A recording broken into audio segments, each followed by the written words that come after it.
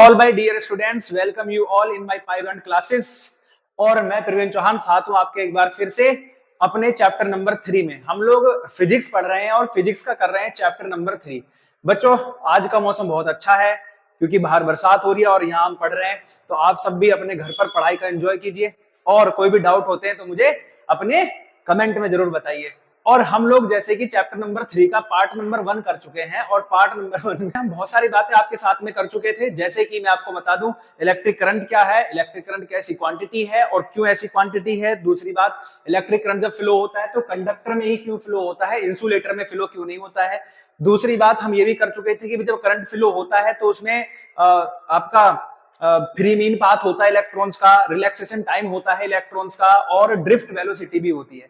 आज के जो चैप्टर है, आज का जो टॉपिक है, उसमें हम लोग ये बताने वाले हैं कि करंट डेंसिटी क्या है।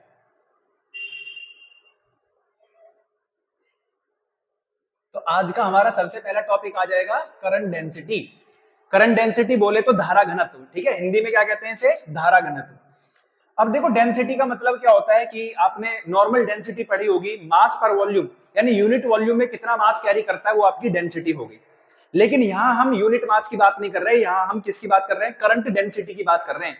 तो करंट डेंसिटी क्या होती है, इसे हम J से डिनोट करते हैं और J इज इक्वल्स टू होता है I/A। यानी अब इसकी डेफिनेशन कैसे बनाए सर, बहुत ही ज्यादा आसान है बच्चे, नीचे वाले उसको 1 बना दिया करो। A4 होता है एरिया। अब एरिया क्या होगा, कंडक्टर का होगा, है ना। जो करंट पास होता है, ये आप ध्यान से सुनिए, जो करंट पास होता है ना, यहां से देखो, करंट जो पास होता है वो हमेशा सरफेस से पास होता है। कहां से पास होता है, सरफेस से, इनसाइड कहीं पास नहीं होता। करंट हमेशा किसी भी कंडक्टर के सरफेस से पास होता है। कहां से पास हो रहा होता है, सरफेस से, उसके इनसाइड कोई करंट नहीं जाता, उसके बाहर जो सरफेस है उससे करंट पास होता है। तो जब हम क्या कर रहे हैं, किसकी डेफिनेशन कर रहे हैं, करंट डेंसिटी कर रहे हैं, तो हम क्या कहेंगे, the amount of current, the amount of current passing through the unit area of the conductor. किसी भी कंडक्टर के यूनिट एरिया से जितना करंट पास हो रहा है, किसी भी कंडक्टर के यूनिट एरिया से जितना करंट पास होता है, उसी को हम क्या कह रहे हैं, करंट डेंसिटी, है ना। तो हम लिख देंगे the amount of current, the amount of current passing through the unit area of conductor, है ना। किसी भी कंडक्टर के यूनिट एरिया से जितना अमाउंट का करंट पास होता है उसी को हम क्या कहते हैं, करंट डेंसिटी कहते हैं। अब जब ये करंट डेंसिटी है तो बच्चे इसका कोई ना कोई ऐसा यूनिट जरूर हुआ होगा, है ना। J बराबर I/A। तो I का जो यूनिट है वो एम्पियर होता है, और एरिया है तो एरिया का ऐसा यूनिट क्या होता है, मीटर स्क्वायर। तो इसका ऐसा यूनिट हो गया एम्पियर पर मीटर स्क्वायर। क्या हो गया बच्चे इसका, एम्पियर पर मीटर स्क्वायर। पर मीटर स्क्वायर में कितने एम्पियर का करंट जा रहा है, यही से आप समझ सकते हैं, पर मीटर स्क्वायर में कितना एम्पियर का करंट जा रहा है, that is called current density. I think आपको समझ में आ गया होगा। और फॉर्मूला है J is equals to I/A। अब यहीं पर हमने एक रिलेशन भी निकालना है ना, relation between current density and drift velocity. अब ड्रिफ्ट वेलोसिटी की वैल्यू हमने कल निकाली थी, यानी अपनी पिछली वाली वीडियो में हम लोगों ने डाला था, जो करंट डेंसिटी होती है वो I is equals to NEAVD, ये निकल कर आया था। अगर यही फॉर्मूला हम यहाँ J में रख दें, है ना, J की जगह पर रख दें, तो आप मुझे बताओ J बराबर कितना था, I/A हो जाएगा कि नहीं हो जाएगा। और अगर J is equals to I की वैल्यू कितना है, NEAVD, और अपॉन में A से A कट जाएगा तो J बराबर कितना आ गया, NEVD। यानी यहां भी हमें ये समझ में आता है कि कहीं ना कहीं जो करंट डेंसिटी है वो भी ड्रिफ्ट वैल्यू पर डिपेंड करती है, और ड्रिफ्ट वेलोसिटी पर कैसे डिपेंड करती है, कि उसके डायरेक्टली प्रोपोर्शनल होती है। कैसे होती है, उसके डायरेक्टली प्रोपोर्शनल होती है। आई थिंक आपको बात समझ में आ गई होगी। रिलेशन पूछे between current density and drift velocity, तब भी आप निकाल सकते हो। क्या करना है, आई की वैल्यू रखनी है NEAVD। अरे भैया, इतने आसान तरीके से समझा दूंगा यार, इतने आसान तरीके से समझा दूंगा, आप भी कहोगे कितनी आसान है फिजिक्स, कितनी आसान है फिजिक्स, ठीक है, बहुत ज्यादा आसान है। बाकी लॉजिक भी इसमें लगाते रहना, ठीक है, लॉजिक बहुत इंपॉर्टेंट है। लॉजिक नहीं लगाओगे तो फिर मार खा जाओगे, है ना। कैसे कि J बराबर, J किस पर डिपेंड करता है, VD बढ़ेगी तो J बढ़ेगा, J बढ़ेगा तो I बढ़ेगा, सारी चीजें ऐसे एक दूसरे से रिलेटेड हैं। अब करंट डेंसिटी के बाद अगला टॉपिक आता है आपका मोबिलिटी। कौन सा आता है बेटा, मोबिलिटी। चलिए अगला टॉपिक है हमारा मोबिलिटी, है ना। मोबिलिटी को क्या कहते हैं हिंदी में, इसको कहते हैं गतिशीलता, ठीक है, क्या कहते हैं इसे, गतिशीलता। अब बिल्कुल इसे भी बिल्कुल हमें किसके बेस पर करना है, बिल्कुल आपको है ना फॉर्मूले के बेस पर करना है। तो मोबिलिटी को हम डिनोट करते हैं म्यू से। किससे डिनोट करते हैं हमसे, म्यू से। और म्यू बराबर होता है वीडी अपॉन में E for electric field. E for क्या है, इलेक्ट्रिक फील्ड। और वीडी तो आपको पता ही है, ये ड्रिफ्ट वेलोसिटी होती है। क्या है भैया, ये ड्रिफ्ट वेलोसिटी। एक बार बोल दो जल्दी सभी, क्या है ये, ड्रिफ्ट वेलोसिटी। ई फोर क्या है, इलेक्ट्रिक फील्ड है। ई फोर क्या है आपका, इलेक्ट्रिक फील्ड। और म्यू क्या है आपका, मोबिलिटी का साइन है। अब फिर से मैं वही कह रहा हूं कि अगर मुझे इसकी डेफिनेशन बनानी है तो मैं क्या करूंगा, नीचे वाले को 1 बना दूंगा, यूनिट बना दूंगा, है ना। अब यूनिट इलेक्ट्रिक फील्ड में, किसमें, यूनिट इलेक्ट्रिक फील्ड में इलेक्ट्रॉन जिस ड्रिफ्ट वेलोसिटी से मूव करता है, यूनिट इलेक्ट्रिक फील्ड में इलेक्ट्रॉन जिस ड्रिफ्ट वेलोसिटी से मूव करता है, वही क्या होती है, उसकी मोबिलिटी हो जाती है। ठीक है, तो क्या बोलेंगे, the drift velocity of electron, the drift velocity of electron on an unit, ठीक है, on an unit electric field. Unit electric field में इलेक्ट्रॉन जिस ड्रिफ्ट वेलोसिटी से मूव करता है, that is called its mobility. वही उसकी क्या है, गतिशीलता है। वही क्या हो जाती है, उसकी गतिशीलता हो जाती है। तो ये हमारा अगला टॉपिक भी क्लियर हो गया कि मोबिलिटी मतलब ये होता है। बात समझ में आ गई। अब चलते हैं थोड़ा सा अपने 10th के टॉपिक्स पर, है ना। 10th में आते हैं, आप लोग सब जानते होंगे, फिर धीरे धीरे किस पर आएंगे, 12th वाले टॉपिक पर आएंगे। 10th 12th दोनों का ऐसे ही कॉम्बिनेशन चलता रहेगा और आपको हर बात समझ में आती रहेगी। ठीक है, मोबिलिटी के बाद में अब हम चलते हैं रेजिस्टेंस। किसके ऊपर चलते हैं बेटे, रेजिस्टेंस। रेजिस्टेंस आप सबको पता है कि it is the property of conductor.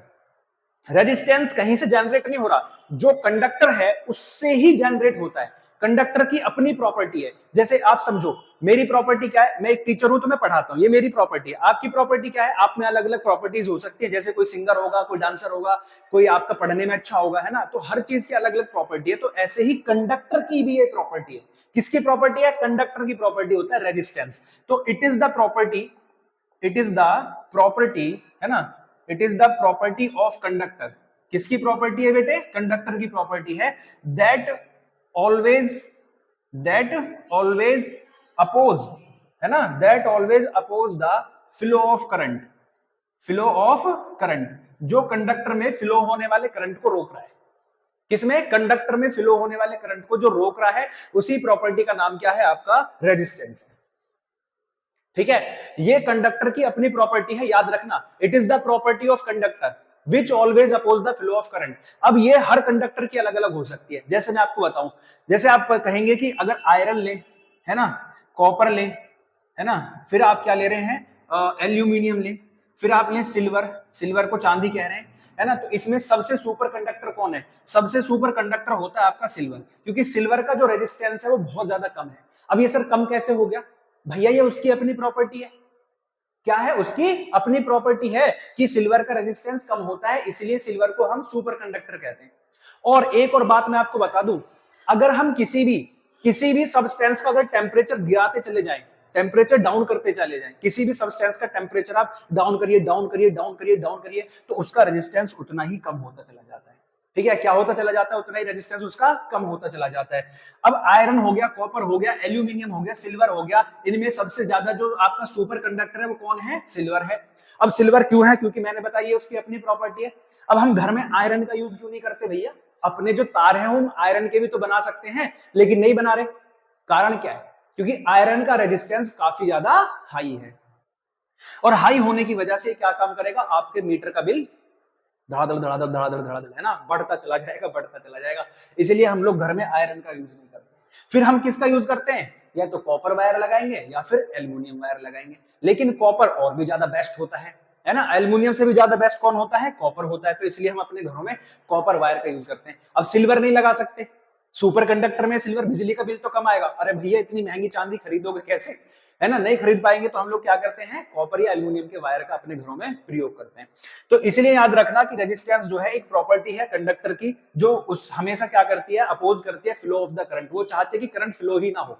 जैसे मान के चलो मैं सोना चाहता हूं और मुझे कोई उठा दे तो मैं क्या करूंगा, मना करूंगा ना कि भाई मुझे मत उठाओ, ऐसे ये है भैया, ये इसके भी जो इलेक्ट्रॉन है वो एक ही डायरेक्शन में चल रहे होते हैं। अच्छा एक और बात आप समझो यहाँ पर कि जैसे ये वायर है, जब इसमें करंट नहीं आ रहा तो इसके इलेक्ट्रॉन क्या कर रहे हैं, इसके जो इलेक्ट्रॉन्स हैं वो जिगजैग मोशन कर रहे हैं, आपस में इस तरह से टकरा रहे हैं। लेकिन जैसे इसमें करंट आ जाता है ना, जैसे इसमें बाहर से एक करंट आता है तो इन्हें एक फोर्स मिलता है जिसकी वजह से ये इलेक्ट्रॉन, जितने भी इलेक्ट्रॉन है ये सारे एक पर्टिकुलर डायरेक्शन में मूव करना शुरू कर देते हैं। किसमें मूव करना शुरू कर देते हैं, एक पर्टिकुलर डायरेक्शन में मूव करना शुरू कर देते हैं और इनकी एनर्जी जुड़ जाती है।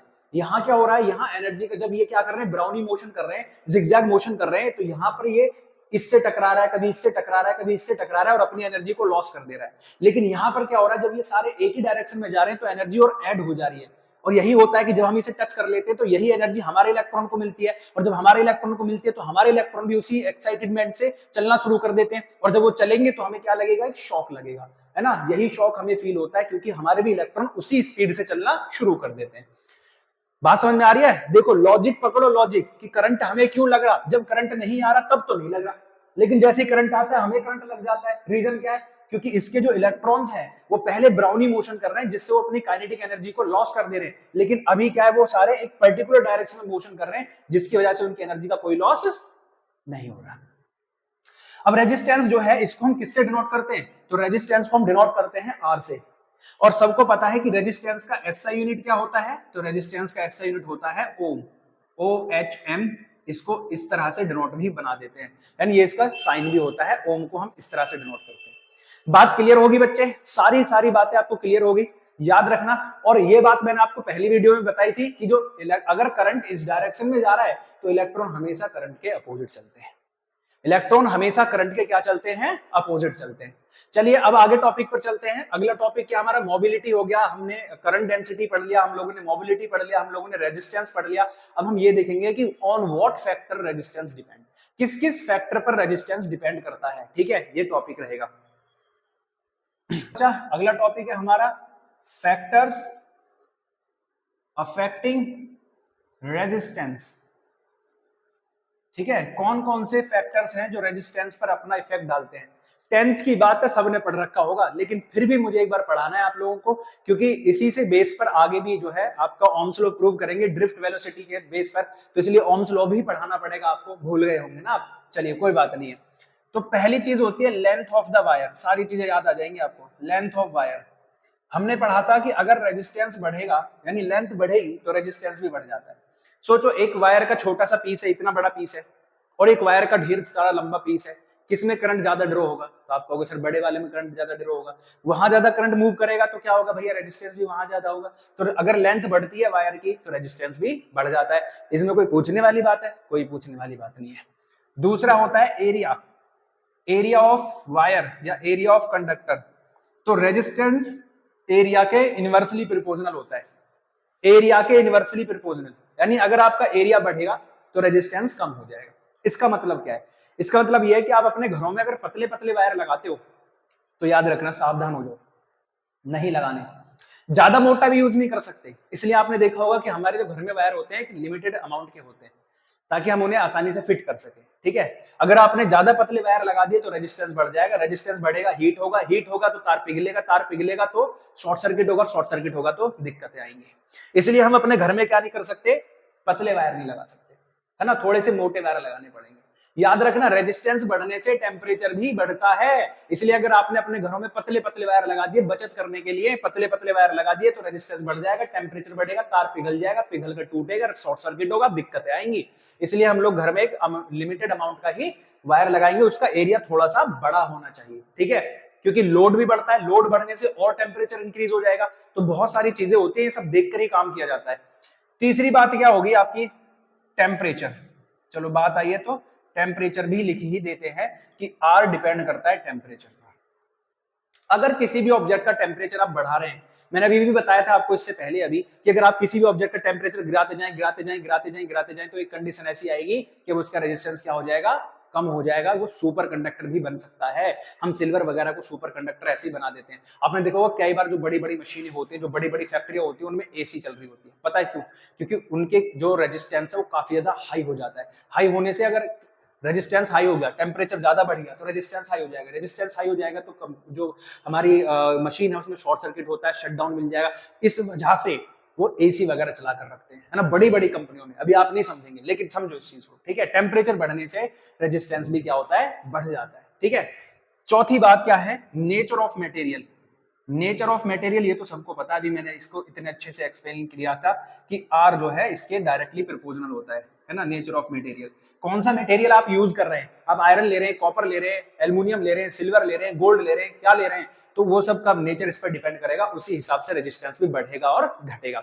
अगर आप आयरन ले रहे हैं तो बढ़ जाएगा, कॉपर ले रहे हैं तो घट जाएगा, सिल्वर ले रहे हैं तो और घट जाएगा, एल्यूमिनियम ले रहे हैं तो ऐसे ही घट जाएगा, ठीक है। तो इस तरह से आपको समझना है कि ये 4-5 चीजें हैं जिन पर जो है ये फैक्टर, ये अपना इफेक्ट डालते हैं किस पर, रेजिस्टेंस पर। तो रेजिस्टेंस इन बातों पर भी अपना डिपेंड करता है, length of wire, area of wire, temperature and nature of material, ठीक है। ये सारी चीजें हैं जो किसको अपना इफेक्ट डालती हैं, यानी कि आपके जो रेजिस्टेंस है उस पर अपना इफेक्ट डालती हैं। अब यहीं से रिलेटेड करते हैं इसको, रेजिस्टिविटी। किस पे बताते हैं बेटे, रेजिस्टिविटी। अब रेजिस्टिविटी क्या है तो हमने ये पढ़ा कि जो कहीं ना कहीं रेजिस्टेंस है वो किस पर डिपेंड कर रहा है, लेंथ ऑफ द वायर। कहीं ना कहीं जो रेजिस्टेंस है वो किस पर डिपेंड कर रहा है, एरिया ऑफ द वायर। अगर इन दोनों को मिला दें तो R is proportional to L upon A हो जाएगा। बोलो होगा या नहीं होगा भाई, अगर इन दोनों को मिला दें हम लोग, ऐड कर दें तो क्या हो जाएगा, L अपॉन A हो जाएगा। और अगर ये L अपॉन A हो गया और मैं क्या करता हूं, R का यहां से ये हटाता हूं, तो ये हटाने पे कोई ना कोई कांस्टेंट आएगा, इस कांस्टेंट को हम कहते हैं रो। क्या कहते हैं इस कांस्टेंट को, रो कहते हैं, रो L अपॉन A। R बराबर रो L अपॉन A, कितना हो गया, R बराबर रो L अपॉन A। ये जो रो है इसी को रेजिस्टिविटी कह रहे हैं।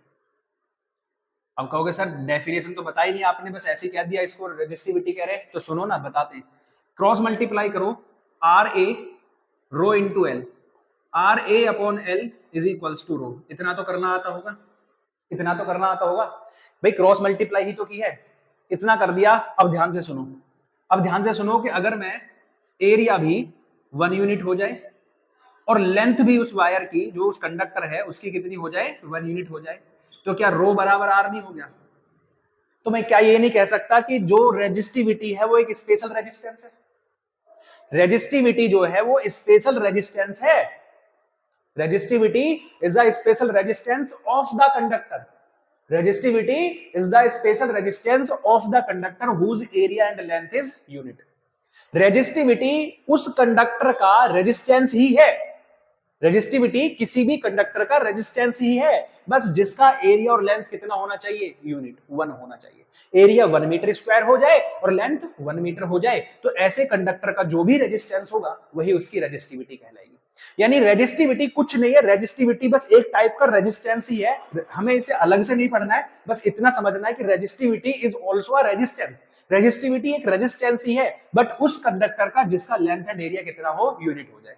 बात क्लियर हो गई, बात क्लियर हो गई, समझ में आ गई सारी चीजें। रेजिस्टेंस क्या है, किस किस बातों पर डिपेंड करता है, रेजिस्टिविटी क्या है, रेजिस्टिविटी की डेफिनेशन, डेफिनेशन क्या बताई मैंने, resistivity is equal to the resistance of a conductor, या resistivity is the special resistance of a conductor whose length and area is unit. बात क्लियर हो गई। क्या है इसकी एसआई यूनिट निकाल लें, एसआई यूनिट निकाल लें, तो रो बराबर क्या है, आर ए अपॉन एल है। भाई आर क्या होता है, ओम होता है, ए क्या होता है, मीटर स्क्वायर होता है, और एल क्या, मीटर।